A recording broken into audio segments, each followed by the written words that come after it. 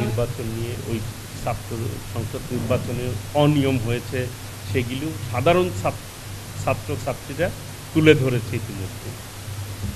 ইতিমধ্যেই ডাকসুর সাবেক ভিপি মাহমুদুর রহমান মান্না একটি কথা বলেছে যে আমিও 2 বার ভিপি ছিলাম। ছাত্র সংসদ নির্বাচন আর জাতীয় নির্বাচন একদিন। কাজেই মাহমুদুর রহমান মান্না সেই কথাটি বলেছে যে আমি মনে করি যে দীর্ঘ 17 বছর আমাদের নেতাকর্মী নির্যাতন নিপীড়নের শিকার হয়েছে, তারা সঠিকভাবে ক্যাম্পাসগুলিতে কাজ করতে পারে না।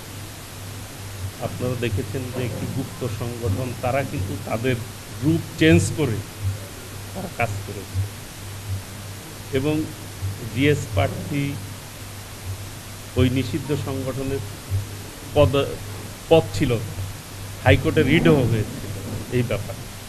তো কাজেই যারা গুপ্তভাবে কাজ করে তারাই কিন্তু অনিয়মের পথ বেছে নেয়। বাংলাদেশের মানুষ কখনোই কারচুপি, নির্বাচন কারচুপি হোক, কোনো পর্যায়ে মানুষ এটি মেনে নিতে পারে না, গ্রহণ করতে পারে না। বাংলাদেশের মানুষ 14 সালে ভোট দিতে পারে না, 18 সালে পারে না, 24 সালে পারে না। এই যে মানুষের অধিকার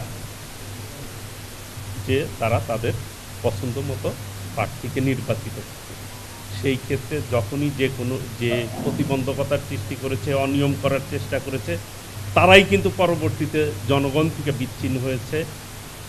আশা করি যে আগামী দিনেও যারা এই অনিয়মের সাথে সম্পৃক্ত থাকবে, অনিয়ম করবে, মানুষের অধিকারকে হরণ করার চেষ্টা করবে, তারাই জনগণ থেকে বিচ্ছিন্ন হবে। জাতি সেটি বিচার করবে যে এই বাংলাদেশের মানুষ বিগত 17 বছর তাদের আন্দোলন সংগ্রাম করে ফ্যাসিবাদের বিদায়ী হয়েছে। মানুষ এই মানসিকতা কিন্তু চায়, সবাই চায় একটি সুষ্ঠু নির্বাচন হোক, নিরপেক্ষ নির্বাচন হোক, মানুষ তার পছন্দ মতো প্রার্থীকে বেছে নিতে। সেই ব্যবস্থা করার দায়িত্ব হচ্ছে সরকারের।